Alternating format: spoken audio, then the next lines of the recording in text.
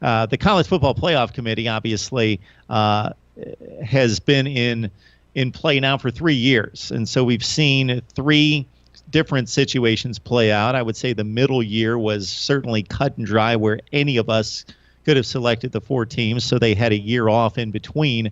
But that first year was obviously controversial between Ohio State, Baylor, and TCU. This most recent season, they select an Ohio State team that did not win the Big Ten in favor of a couple college conference champions.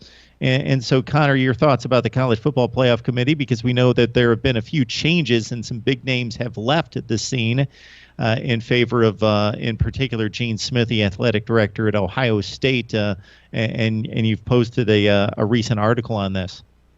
Yeah, actually, it's not quite out yet. I don't think I think it's going to run tomorrow. But I spent some time like digging into the year by year like demographics of who's on the College Football Playoff Committee, because I believe once we finish up the 2017 season, everybody who was on that initial College Football Playoff Selection Committee, well, their terms will have expired. So we'll have a brand new committee, which it's kind of interesting to think about, because when the first committee was announced, a lot of attention was paid to like who is this person, like what is their background.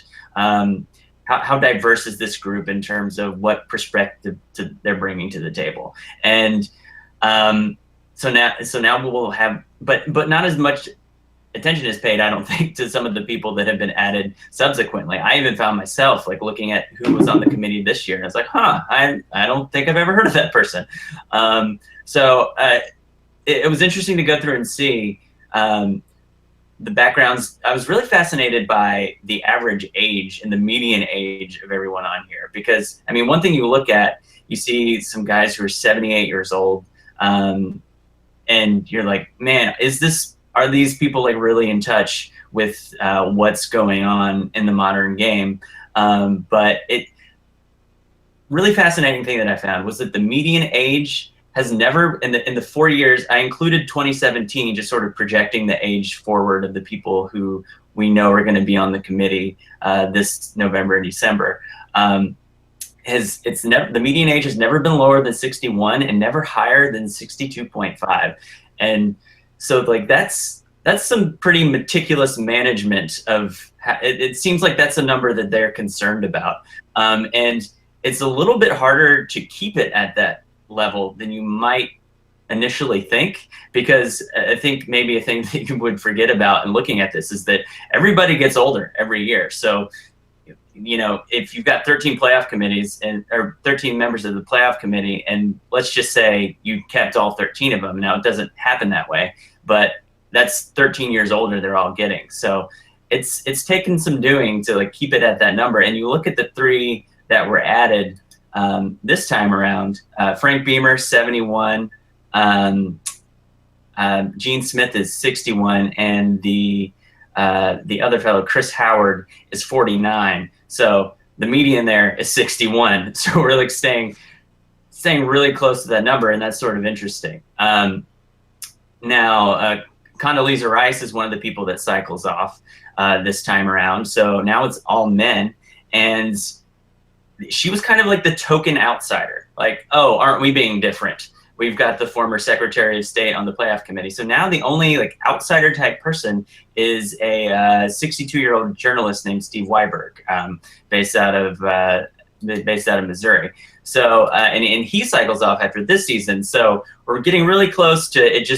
We're really shifting to all like former players who became coaches or ADs, and that's what the playoff committee is. Unless we'll see who they add after the 2017 season is over, but that's kind of what we're shifting to.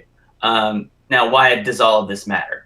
Well, I think, we kind of get frustrated, I guess, trying to suss out the reasoning that the playoff committee is setting forth every year. Some years it seems like they're really concerned about body clocks. Some years it seems like they're concerned about game control.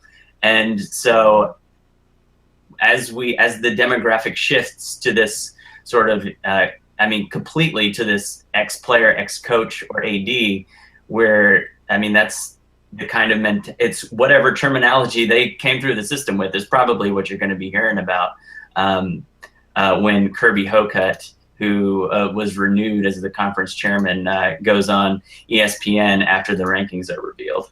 Connor, this might be outside your realm of investigation and what you delved into, but is there any evidence of anyone campaigning for a spot on this committee? I haven't seen that. I think that would happen behind closed doors for the most part.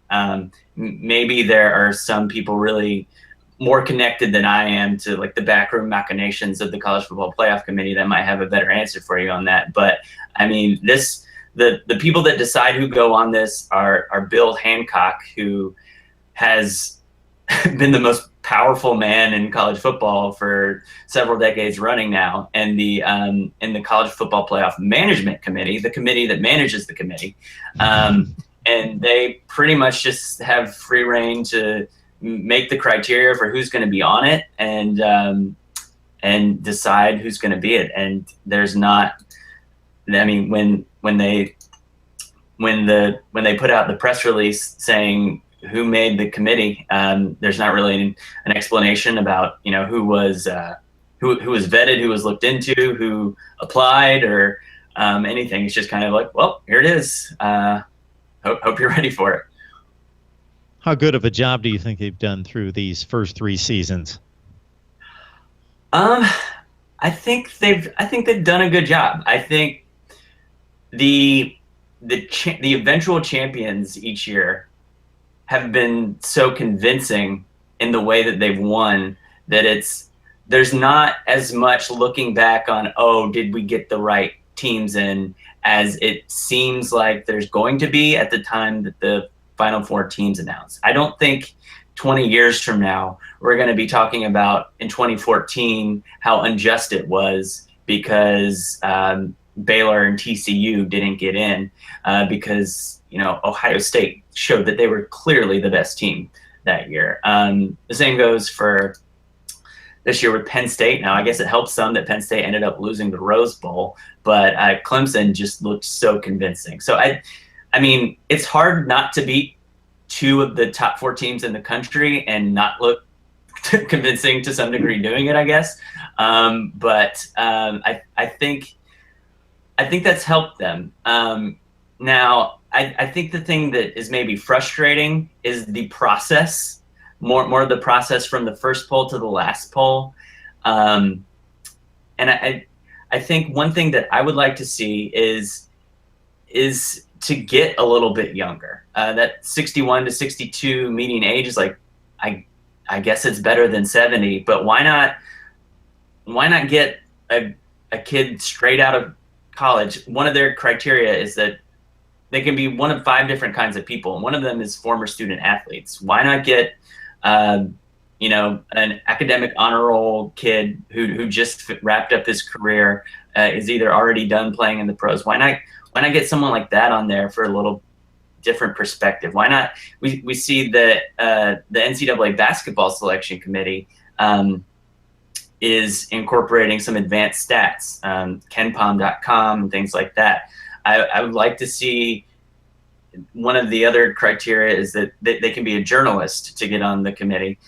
So let's get a stats-minded journalist like Bill Connolly at SB Nation or somebody from Football Outsiders on there to sort of bring that perspective. And I'm not saying let's have the whole committee be that. I'm saying let's have one person in the room maybe be that. So while I can't really argue too much with the Final Four teams that have been picked each year, I would be up for tweaking the process, tweaking the kinds of people that we're having on the committee. Maybe, you know, we had the only woman to ever serve on the committee just cycle off. Condi Rice's term just ended. Maybe let's try to get another woman on there.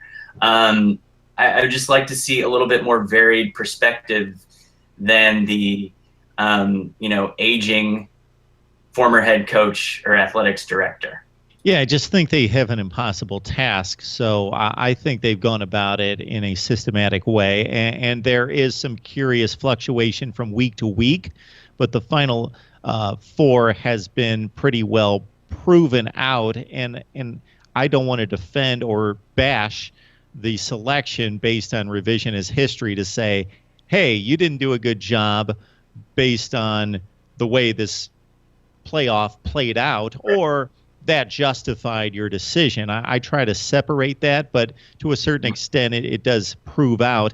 I just think that when you've got 4 slots and you've got 5 major conferences in which those champions barely play anybody of significance outside of their own league, that it's difficult to make an evaluation. So you're already leaving out one league, and then you're most likely, if Notre Dame would ever get back into the mix, they're the wild card, of course, and Ohio State became one this year. Then you're leaving out 2 leagues, and we don't have a whole lot of evidence to show us most of the time. I think we did this year with Oklahoma losing to Houston at Ohio State. They had a track record of sorts against top-level teams outside the conference, and they failed that test, so leave them out. But in other cases where we didn't have enough evidence to leave out one of the conference champions, but it just had to be decided, I think they lucked out in the middle year, as we discussed, 2015, because one of the conference champions lost 2 games, Stanford. The other ones lost 1. There was no Ohio State case, so it was pretty clear cut. But they had a decision to make in those 2 bookend years, and I think they made a reasonable choice. That the conference champion thing is, man, that's a whole other can of worms, and I don't even honestly know entirely where I come down on that, because I think there are good arguments on either side. I think Ohio State had a great argument to be in the playoff. I thought Penn State had a great argument to be in the playoff this year. I do happen to think that Penn State was a little bit better, but you get into all these complicated, like what most deserving or best, and losing games at the end of the day still does matter quite a deal. So, I mean, it's complicated, and I don't know if the answer is making the playoff bigger than it is. I'm inclined to think maybe go 6, have the Power 5 champions, and then a wild card or something like that. I don't know. I acknowledge that there are drawbacks to that. I think, one of the things that makes college football so exciting is that a lot of times, you lose 2 games and your season's basically over. So every week there's just so much tension, and the bigger the playoff gets, the more of that tension you let out. But I mean, it's a trade-off. Like, are you willing to trade a little bit less tension in the regular season for making sure that we've identified the teams that are best and most deserving of a chance to win a national championship? So it's complicated. I'm sure we'll continue to have this debate in the years going forward, and it'll be wonderful. Yes, it could be a near endless conversation. We could go on and on and on, analyzing the selections to date and what should be and what could be. All right, Connor Tapp from 24/7 Sports joining us, posting in the next day or so an analysis of the makeup of the College Football Playoff Committee, with 3 members leaving, 3 new joining, and a completely different committee. And I'm glad you pointed that out, Connor, a completely different committee than the one we saw just operating in 2014. Connor, thanks so much for joining us. We appreciate the time. You bet. My pleasure.